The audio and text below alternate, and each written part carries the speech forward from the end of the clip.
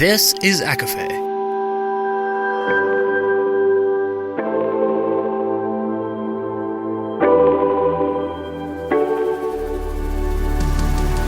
Laura Marie and Jessica Marie proudly present a collection of fandoms and exploration, a podcast.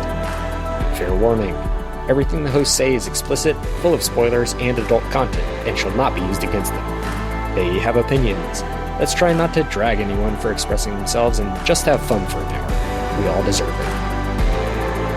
This episode contains spoilers from Blood Like Fate and Blood Like Magic, with mentions of shadow hunters. There are also discussions surrounding EDs and death of family members. Please see show notes for full list. Hi, everybody. Welcome to ACOFAE, your weekly deep dive into the fantasy, literature, and fandoms that we love. I'm Laura Marie. And I'm Jessica Marie. And today we are discussing Blood Like Fate by Lizelle Sambury, which is book 2 of the Blood Like Magic duology of the same name. And we covered the first book earlier this year. So what a great way to kind of keep the duology going and keep the conversation going. So, Jessica Marie, this is how I'd like to start the episode, and it's infuriating, but it's true. Not all men, but always a man. Always a man. I mean, honestly, it doesn't end. It still doesn't end. The frustration. And I mean, that was one of the things that I had even in my notes. I know we were talking before we started, that, I mean, it's not just one, especially in this book. You know, we have reoccurring characters. We have Luke. We have Justin Tremblay. We have Johann. I mean, arguably, I feel like in book 1, we could have been frustrated with Uncle Vasu, but then you really can't, like, you almost give him more of an allowance because he is working through, he's working through his own addiction and his substance abuse. So, dare I say, I have more empathy for him than any of the others. And Jessica Marie, something that you said when we were discussing this beforehand is that everybody here forgives too easily. I need to bring that up now. Everybody here forgives too easily. A lot of these people should be dead. I don't know. And I think it says something about us. And I know that, you know, this book is under YA and arguably upper YA, because we know that's like a subgenre within the genre itself as well. But I think it's just like, I'm like, is it me? Are we the problem? I mean, we know Voya is a teenager, and that's something I consistently had to remind myself. Because, yeah, the family does forgive too easily. I mean, even at the end of this book, and I mean, spoilers for the book and kind of for the duology as well, the fact that they have Johann walking in casually with the rest of the family, like he didn't murder family members, like he wasn't the problem, like he wasn't the person who was the one who kind of facilitated everything since book 1. Everything.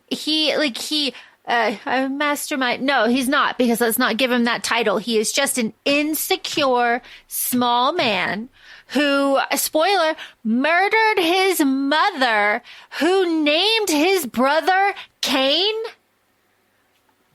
Someone deserves to die for that. Yeah. Why we name? No, that's like a curse name. Are you kidding me? Why are we doing that? Especially when you have brothers. It's not like an only child situation. Are you shitting me? You're asking for trouble. What are we doing? But it doesn't matter because Johann went pop, pop, pop and took everybody out. So it doesn't matter. It absolutely insane. And what is more insane? Actually, no.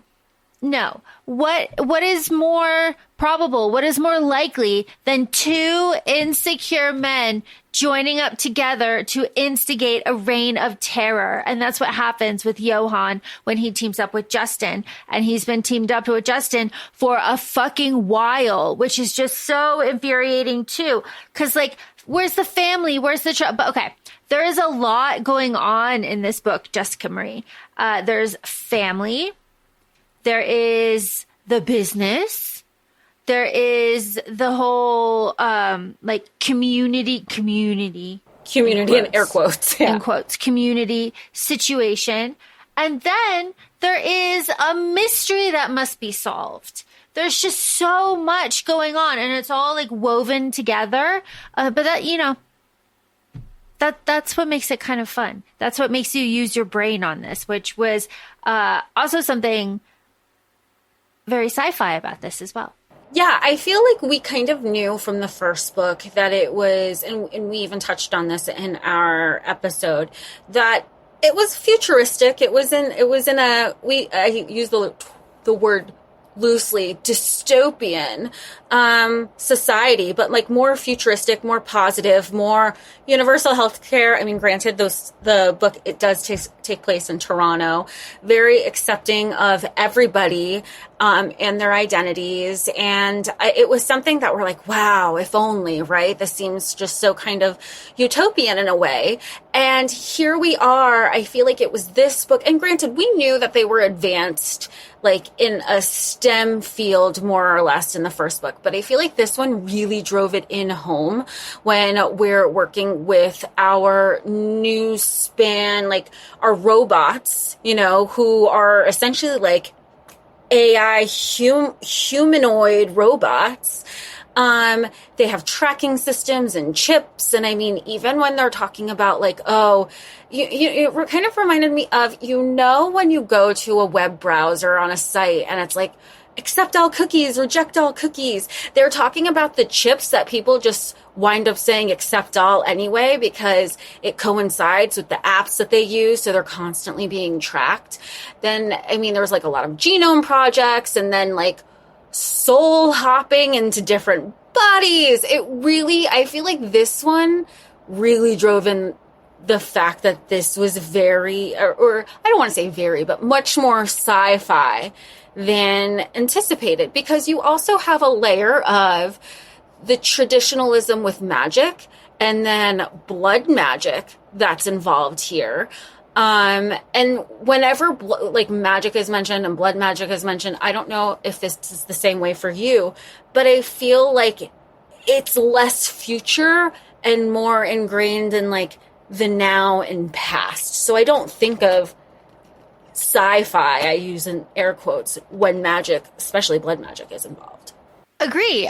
Blood magic is a different vibe than robots. I totally agree. But that's kind of what makes this series interesting, is like the melding of the two and the struggle between tradition and, you know, moving forward and trying to create something better, but still honoring the foundations that you had. And that is something that Voya, our main character, is like, I mean, she's struggling with so much. Honestly, she's struggling with a lot.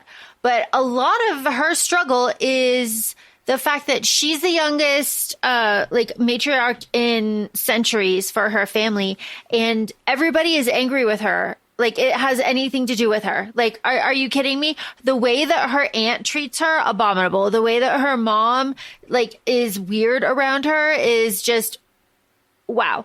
But also, again, the choices that Voya made in the first book, we see the like repercussions of that here with her relationship with Case and Robot Justin, because Justin isn't dead. And the thing that I really want to like harp on here is that so much of this story could have been solved if people started talking to each other. Like, secrets are no fun, right?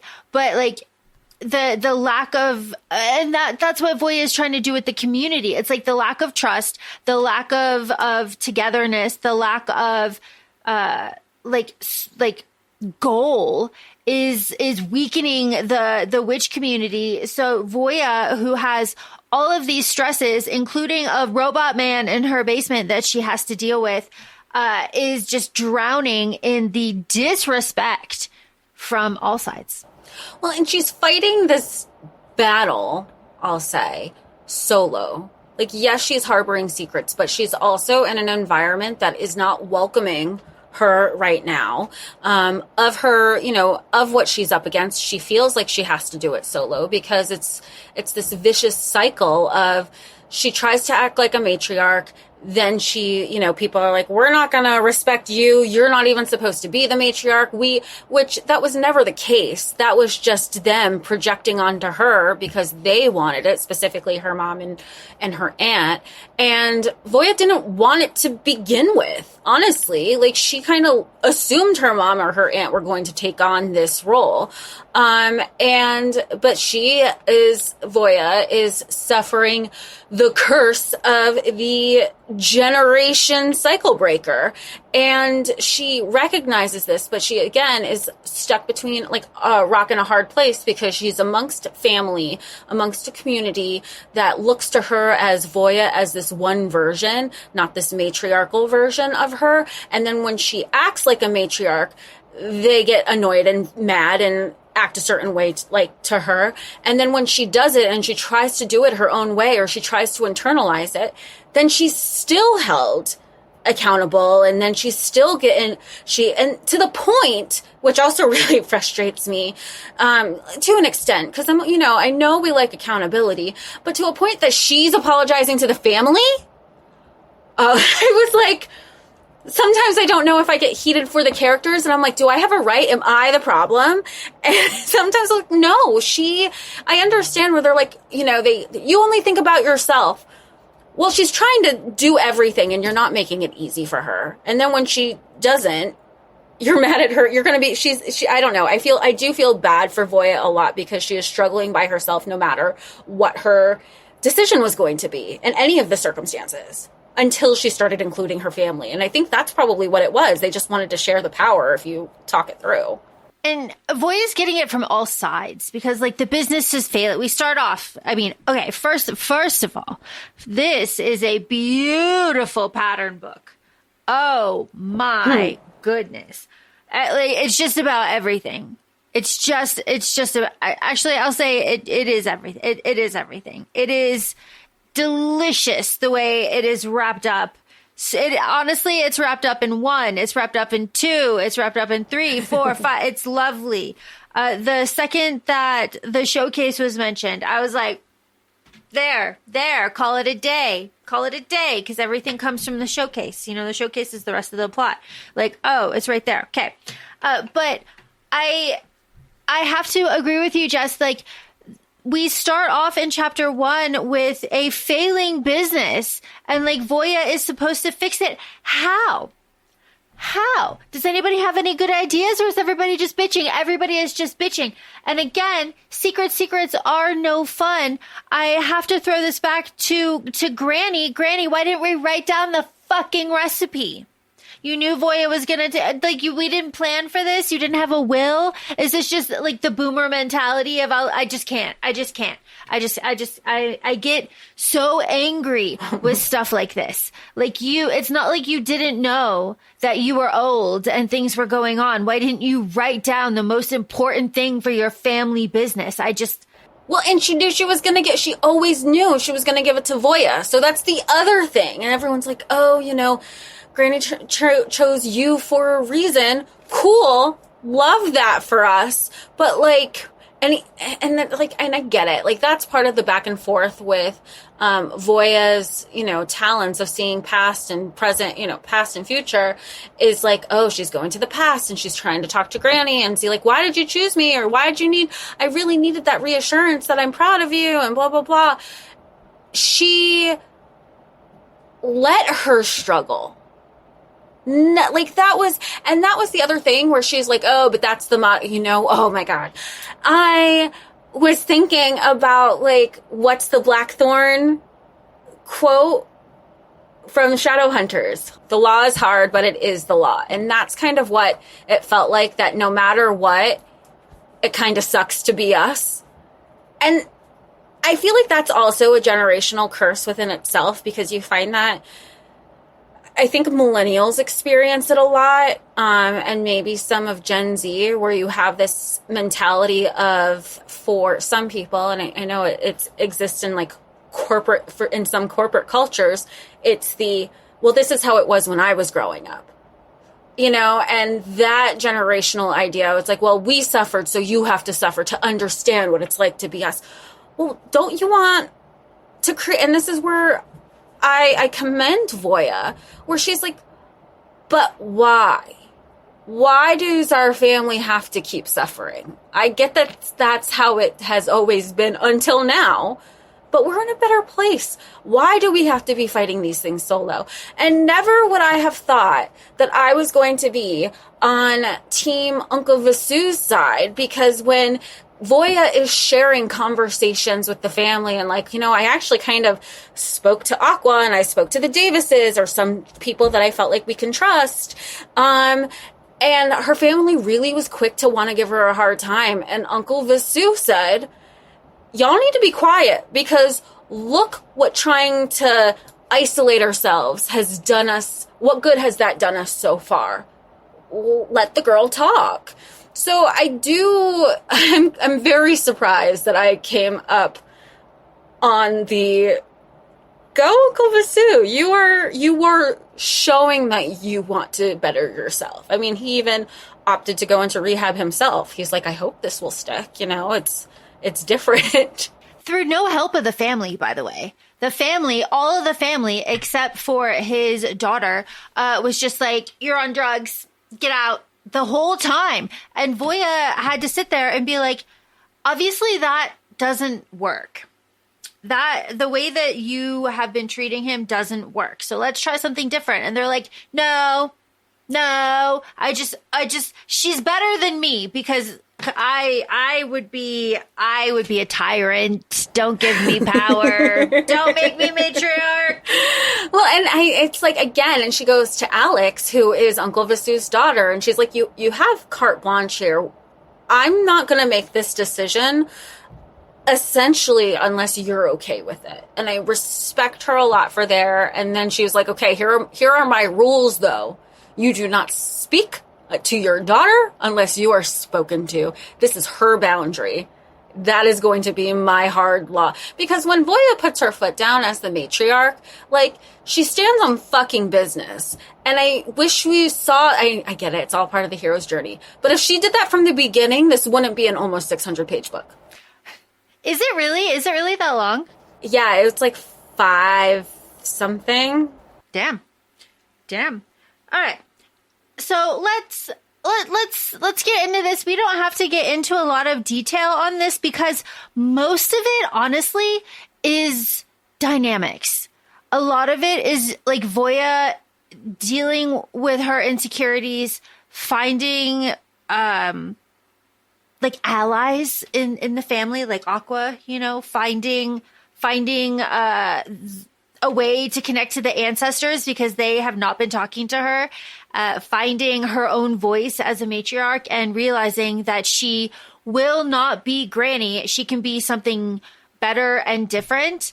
And then trying to form a witch council, and then going on a mystery with Eli, who I'm saying that in quotes because it's not Eli, to figure out why. And I feel like this is like the most important plot line, but the family kind of takes over. Is that all of the Black witch community is dying because their gifts are malfunctioning, and they are malfunctioning because men. It's still men, because it's the foster brother too, Luke's other Juris. It's him too.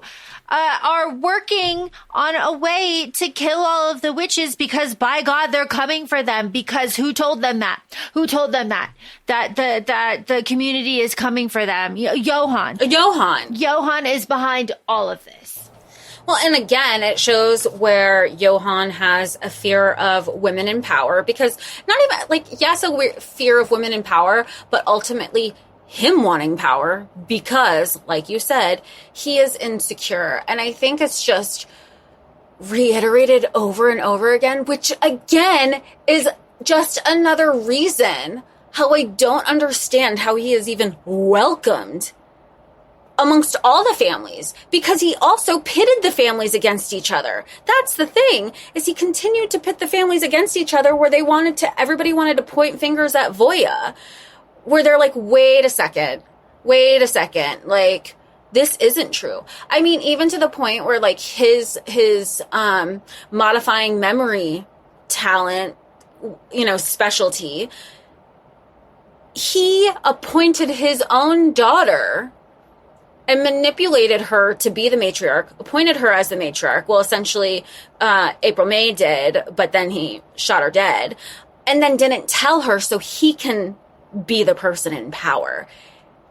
How you're not ostracized is beyond me. Well, and the other thing too with Johan, so like getting into context, everything that Johan did is like really crazy. But then to know that he did all of this knowing for a fact 100% that the ancestors are real, right? So he knows that everybody in his lineage saw him do this, and he just doesn't care because he was certain that his mom was evil enough to not become an honored ancestor. He was sure. And he was like confirmed in that feeling when she didn't show up for Caravana, because he was like, oh, you should have showed up and told everybody at Caravana. And she's like, nah, I was waiting for you to stick your foot into it, you little bitch. And, that's a parental relationship, but he's evil, so whatever. And Johan, talk about manipulation. Johan made Aqua use her matriarch wish to bring back their dead family member. So Aqua's sister, Johan's daughter, that died before. And the ancestor said no, and Johan took that personally and just started to consolidate power. So when I talk about the pattern, when Voya and Aqua are in the kitchen, very early on at Roti Roti, and Johan is screaming at Topaz about his non-witch boyfriend, and Aqua's like, yeah, man, he has been like a loose cannon recently. He is, it's hard for him. The April May's been gone for a really long time. And then when Johan shows up and starts making an ass out of himself at the witch councils for all the matriarchs, and everybody else has to be like, you are not a matriarch, sit down. I was like, yeah, you're not. Why are you here? Well, then even I think of Aqua when remember when, Voya goes over, talks to Johan, one-on-one situation, and he's like, he again going to manipulate the situation. We should meld the families together. We should be the Thomas Davies. And Voya's like, this is really sus how you're approaching it. You approached it initially friendly, and now you're getting a little heavy-handed in trying to assert this melding of the families, to the point that even Aqua was like, hey, you need to go home. Your aunt needs you for something. And even in that moment, Aqua was like, she's hey, is everything okay? And Aqua, Voya says Aqua just gave her a look, and she's like, aren't you going to get in trouble? The fact that Aqua is in a survivor mode, more or less, under her father, I think that is also telling that Aqua was like, no, there's something afoot. I don't know what, but I'll also deal with it later. And also it's I'm learning I don't have to be this subservient daughter. And that was a growth aspect for Aqua too. But it's also telling, and Laura, I know you've read this 2/3 times. So it's probably there's certain things that, did you feel Johan, it was even more apparent in those additional reads? I feel he still reads suspicious, but not necessarily what specifically. Yeah, when you put it all together, so he acts weird, and then Voya says over and over and over again that their relationship is broken. And it's just not the same. They're strangers. And then the way that he treats her in public in front of the other matriarchs is just bad. And the way that he talks to her and pulls her aside and talks to her like a teacher, because he was her teacher, and kind of plays in on that, I know better than you, I was your kind of situation, is just gross. But like I said on the pattern, on a reread, that Luke is Eli is so fucking clear. It's so obvious, from the beginning. Why is he staring at her? He's staring at her because it's come on. in the very beginning. So like that is also very obvious. The stuff that took me by surprise and like isn't obvious was the vision. The vision that Voya had, like this whole like gene hacking subplot. Like I expected the family dynamics. I expected the disrespect. I expected some sort of like witch community so we could all be stronger together. I didn't expect that this outside force would be trying to murder all of them for lies, based on lies, like that part. And the fact that it's like Justin and like children, you know, genius children doing it is also just like, wow. Yeah, like his foster kids. Yeah. Like it feels gross on, you know, when you think of like, oh, I adopted, or I'm like, and I mean, they're also like, I remember Luke was an exchange student. He's a foster student, but he's also like an exchange student of sorts. Like you're fostering / exchange studenting and exploiting them and convincing them of this lie, because once again, it was Voya's aunt who died, who trusted a man, loved a man, and he claimed it all for like all the knowledge as his own. So I mean, I do love that there are reparations at the end, that we got that at least. Yeah, we get that. We get, you know, everything wraps up pretty nicely at the end, but we have to go through this entire complicated woven plot to get there, which is like delicious. That's what we're here for. But part of that is this plot with like Rowan and like, again, the secret ingredient, not finding out what it was. But that subplot specifically is kind of the core of Voya's like journey, because she is determined to break down this barrier between pure and like not pure witches, because to her lesson with Mama Jova, her ancestor, is that magic is just blood and intent. It is nothing else. Like this pure, unpure, the labeling, the division, all of that is, they did that to themselves. Like they separated themselves for no reason other than like they wanted to, because the magic does not require that. So Voya is struggling to try to get her family to understand that as well. And the whole face cream with Rowan is the perfect illustration of that, because a spoiler, I mean, that's why we're here. The face cream that Rowan uses contains the matriarch's blood. So that's not, that goes on her face, man. That's not pure, right? That's not pure.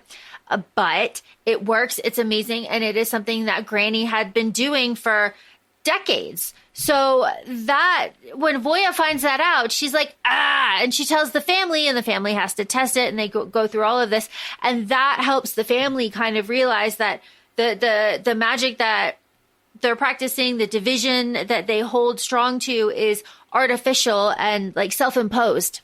And that the intent is what matters. Well, and with that intent, I mean, we even have that they say Voya's blood, or at least Voya's product, works better and stronger and has a quicker, I don't want to say like working rate, but yeah, I don't know what the word I'm looking for is, but I think that goes with the intent, right? Because Voya is learning that she doesn't need to be the matriarch, the identical to what her grandmother was. She's learning how to be a matriarch the way Voya does, and that's just as strong, if not more, and important, because there is more inclusivity with where her mind is, and like very much Mean Girls. I just want everybody to be get along and have rainbows and sunshine, and I want the whole world to be a happy family.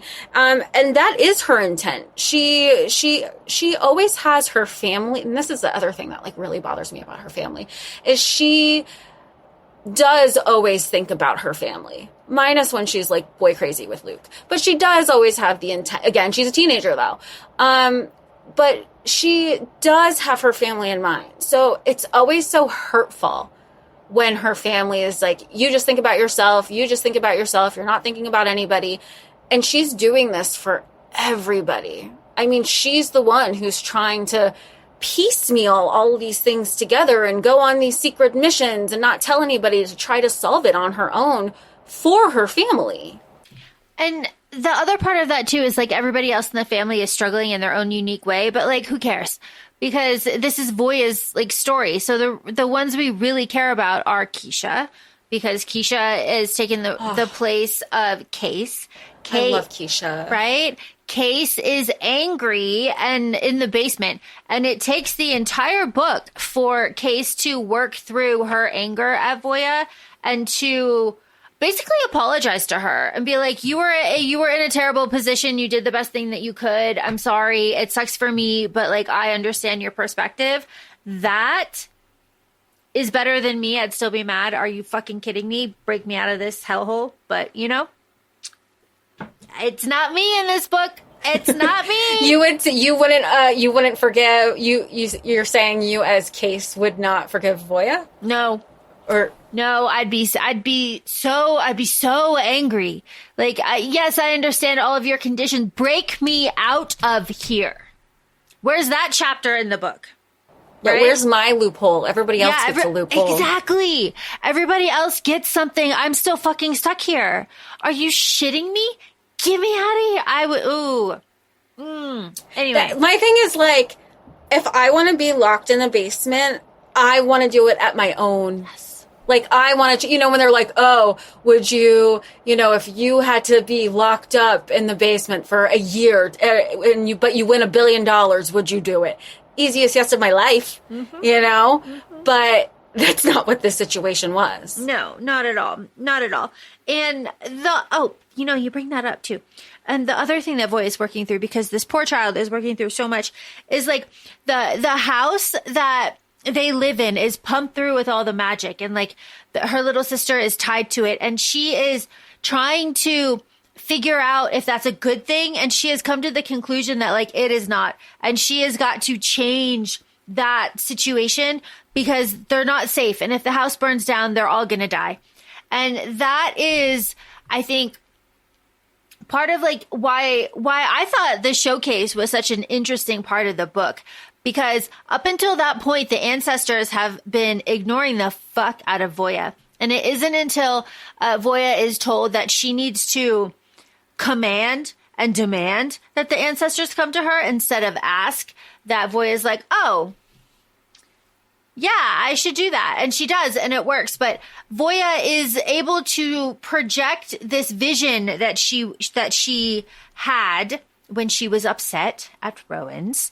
And the vision is of her family dying in like horrific ways, the house burning, and everybody like covered in like sores and stuff. And that propels us for the rest of the book, because we're trying to like figure out like why that is and what is going on. It's the foster kids messing with your genes, like, and infecting people with robots who breathe a gas. That's crazy. That's crazy. Bio warfare, if I've ever heard one. Yeah. Yeah, that's nuts. That's genocide, to take out like a whole group of people, a whole specific group of people. That's crazy. But that's what we're dealing with. And Voya has to work with Eli and to figure this out. And Eli, as a character is like fine, but he's like spacey, and you can't like, the first read, I was like, why are you so annoying and like spacey? But like, otherwise you're like totally locked in. Like what is going on? But when you figure out like Luke is piloting like this dead robot body, you're like, oh, okay. But this like mystery section of the book, which is a large part of it, takes Voya through like intern parties and in markets and like, talking to all of these people. And she is able to build the community through this emergency, right? Everybody comes together in this emergency, and there's like a text group, and people are giving updates, and like everybody is like really locked in because everybody is dying. And it's it was unclear to me the first read if like that was going to continue when this was over, like, you know, the council, the community, the feeling, or if we were all just going to be like trauma bonded in this one instance and then split. Jess, you said earlier that you just love Keisha so much. I also love Keisha so much. She is such an integral part of this plot, and she's doing so much more than Voya like truly understands, which makes it so poignant when Keisha yells at Voya and calls her basically a selfish bitch for all of her decisions. I was like, whoa. Well, and I feel like it was building up for Keisha, right? Because Keisha, and I do, again, I will say that, flash forward to the end for a moment, where Voya takes accountability and responsibility, like, yeah, I fucked up with Case, and our relationship will never be the same again, but maybe that's a good thing, because and both of them, to the extent where I feel like we can say that both Case and Voya were codependent on each other in their relationship and a family, like their entire family. But she goes, you know, it has changed, but it has also allowed space for me to realize other family and other community members that are there, that we can be there for each other. And Keisha calls Voya out after a while to be like, I have been your filler. I doubt your sincerity with your relationship with me at sometimes because you don't have Case. Am I just a placeholder for you? Are you only you're, and not even just questioning it, you are just using me because you don't have a relationship with Case. That's fine to an extent. I'm enough for both of us. You're missing out on me, but like, I'm my own person too. I'm not a replacement.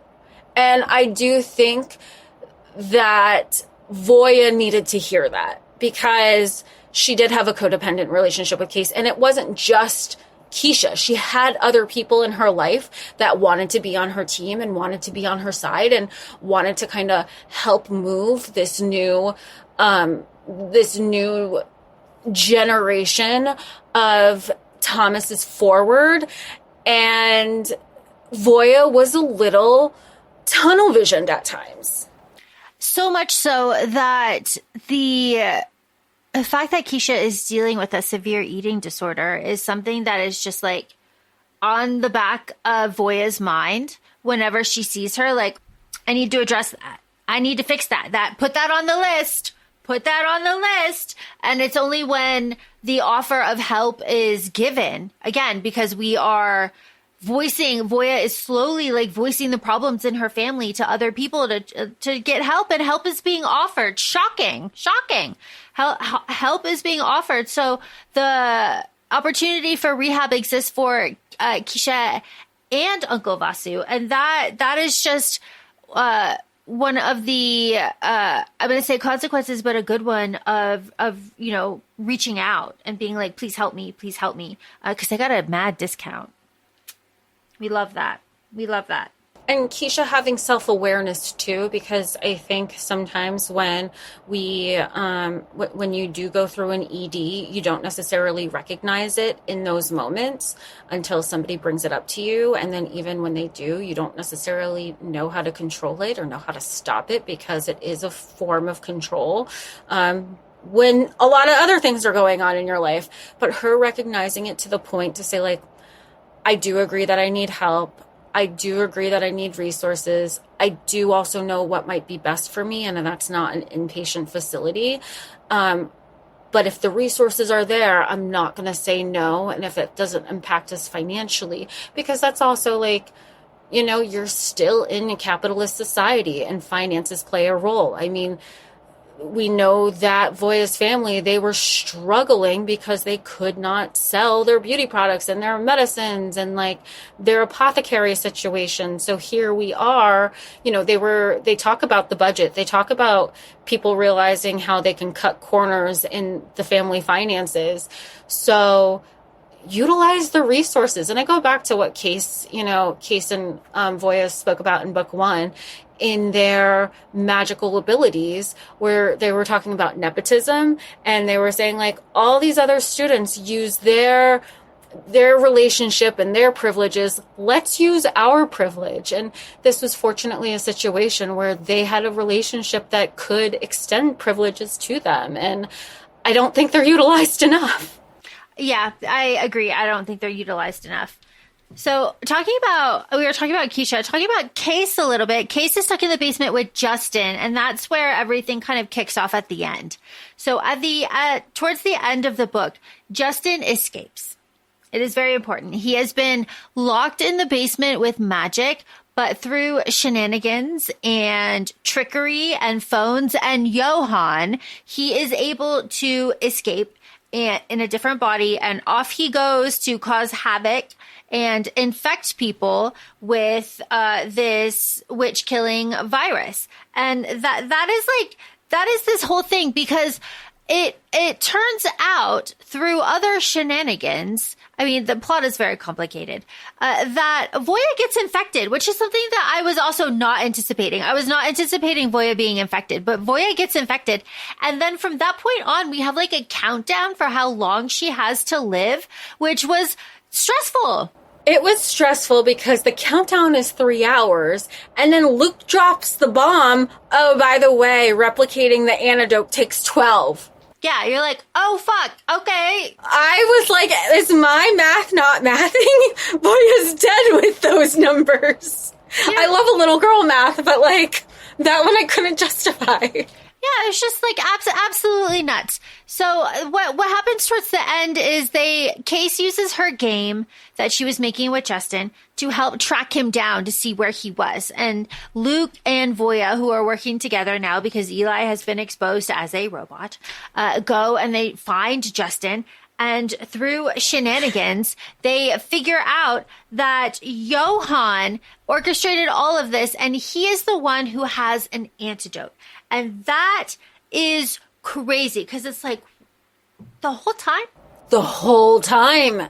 The whole time. You know, because he's been in the meetings. He's been with them the whole time trying to figure out what is going on. But Johan is so single-minded, tunnel vision, Jessa, as you said, focused on keeping his own family safe after Sapphire died, that he is just like, he's hoarding this. And the manipulation, he manipulated Aqua to hide the box that contains all of the antidotes. And it is only through Voya's last ditch effort to use her gift to go back in time with Mama Jova to figure out what is going on. The alarm is that she has 3 minutes left to live, and Johan is still yapping away, being like, bruh, safety. And she's dying. Oh my God. If I had a weapon, I would have killed him. That would easily. And no remorse. And you know what? I just remembered a significant plot point with all her jumping forward and jumping backward. She can only do it 3 times per person. So that, I mean, it's not a magical story if we don't have a number 3 involved, right? But I just remembered that's why this last jump was so significant, because she's already used it twice. Once when finding out how her grandmother died and had to kind of hide herself, and that was specifically with Johan, but they all intertwine because the complicated stories and whose past is she jumping into and whose future is she jumping into, because that was kind of the crux of the in-between, specifically with Johan, is she's like, I saw a future version of yourself and you were just as awful as this past version of yourself, because the future version, he had nothing to lose. His family still died. And that's where she's fighting with 3 minutes left to breathe, of saying, if I don't do this, your family's dead anyway. Yeah, because the gene hack that is killing the witches ends up accelerating. And even if you have the antidote, it's like a stopgap. It's not like a true vaccine. It's just a cure-all. So when it mutates, there's nothing that the antidote can do, because it's not for that.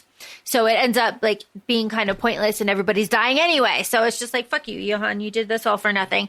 But it's through these visions that we finally get to touch, with Granny, and Granny, confirms everything about Voya being the matriarch and all of this stuff.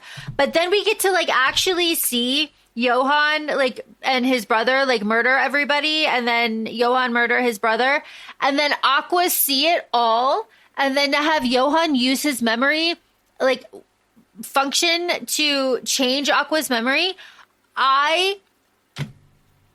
Aqua is a saint. Mm-hmm. He would be dead. He would be dead. Like, if I were Voya, he would be dead for obvious reasons. But if I were Aqua, you would never find him. Like, oh. And then when he got, again, holding a man accountable for his actions, everybody was like, no, you are the matriarch. Call on the ancestors. And Johan was like, still don't do that. And she's like, fuck you. I know you're my dad, but you're not going to tell me what I can do. And for it to be true, I cannot, again, I know not all men, but always a man. He should not even, he's not somebody I can give empathy for. He's not somebody, oh my God, but he's grieving because his daughter died. He was just trying to protect his family.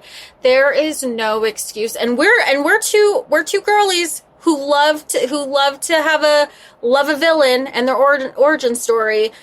We love a morally great character. This man is evil. Yeah, fuck him. And the fact that you would let him back in so casually into your family, and not just through stories. Voya saw the death of her grandmother. Yeah. That's all I needed to know, because that's going to be ingrained in me. You can't remove that memory from me. No, it's just, he's just awful. He's absolutely awful. But he says save me from myself, ma, and he gives it to Voya, okay, good for you. She comes back and she tells everybody what happened. And she goes, Aqua, you're the matriarch.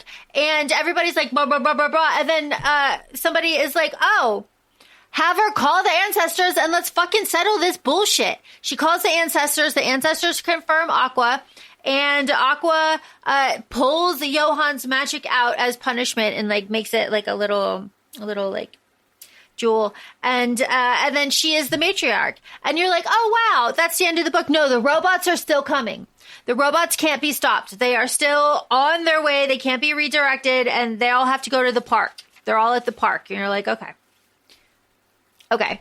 So then it's a big moment, right? It's kind of so the whole community comes together. They go to the park. They donate the blood. They're doing the magic, and they have a dome over all of the robots to protect everybody. Visually, I can see it. Looks pretty cool. Yeah, I feel like this is another one of those. There's so much in this book. There's so much detail. I don't know if it would play well as book 2 feels more like a mini, book 1 felt like a part 1 movie. Book 2, with all the details and all the conversations and all the families and all the subplots, feels like a 6 to 8 episode miniseries. Yeah, there's so much going on. So what ends up happening? The robots, they are defeated. Hooray. I mean, were there parts in this book for you that you felt like, oh my God, and it's still going? Yes. Around here, because I was so invested in Johan and everything that he's doing but when we had to go back and fight the robots, it's I don't care about this. But again, here we are. And it works. It works, right? So Justin is stuck, no matter all that stuff. Jasmine and the Juris, I always forget his name. They are out of the company. They're going to leave Voya alone. And we are then explained about Eli. Eli was one of those ones that was born without magic, so he wanted to be tested to kind of figure it out. Justin took advantage of him, and Eli was actually there when Voya and her grandma were there doing that whole end of book 1. And Voya is kind of riddled with guilt. She's like, oh, if I would have known, I would have saved him. But he was already dead, man. There was nothing you could do about that. Which is the part that like made me chuckle when they were like, Eli's really a robot, and everybody's like, what are you talking about? They're like, remove his head. Remove his head. Remove his head. And they're like, oh my god, there's wires. I feel like that would have like, we would have been the only people in the theater like cackling. And nobody would get why we're laughing. It's like, wah, wah, wah, wah, wah, wah. And so the whole like Eli thing is explained. We're wrapping. Luke kind of like pledges to Voya that they are he's gonna like fight for her, and they kiss and they cry, and it's gonna like be this whole thing. And then it's 6 months later, the house is loud. Luke is there. Case is there, everybody there. There's a new app so that Case can kind of maybe leave the house in the body of a robot. That part, and she's like, and this really sufficed for her. What? She's like, she still has her freedom. I'm still in the basement. I do not. Absolutely not. Like, that's its own, that's its own thing. That's its own thing. That's like that weird spin-off in the series that people like, that becomes like, Case's adventures and all the adventures that Case goes on. Case and what is that, like iRobot? Like funny. Let's see. Johan, as we have been saying this whole time, is still there, and Aqua's like, he feels relieved now. Shut up. He's evil. No one cares. No one cares how he feels. So glad we're on the same page. No one cares how he feels. Shut up. Aqua does say that she will try with the pure unpure thing, but it's like very difficult, like labels, we don't need labels. We can be free, but like people feel comfortable with labels. So it's going to be this whole generational thing. But now they're two young matriarchs working together. You see where this is going. Voya feels emotionally stable finally to move into her granny's room. Keisha is in treatment. Vasu is in rehab. And Voya made sure that Auntie Elaine, Jess, as you said, gets her reparations for all of the work that she did with Justin. And that gives the family some money, and the house gets fixed up. The business is booming. Everything is as it should be for a happy ending. The house is strong and alive, and it ends with blood and intent. The community, the coven, we're all here for our celebration. Like it is a long book that wraps satisfactory, I think. Yeah, and you know what I like, that it doesn't feel, it feels finished, because I feel like sometimes duologies are kind of left for won't they, like they can feel open-ended, and I like that this feels just like a chapter closed, on to the next one. Yeah, and I can see where there's like some instance for like where we could expand, like you said, like adventure Case and Me, like the Adventures of Case, like that's like such a good idea. Just that's fabulous. Maybe like a novella. Yeah, like something.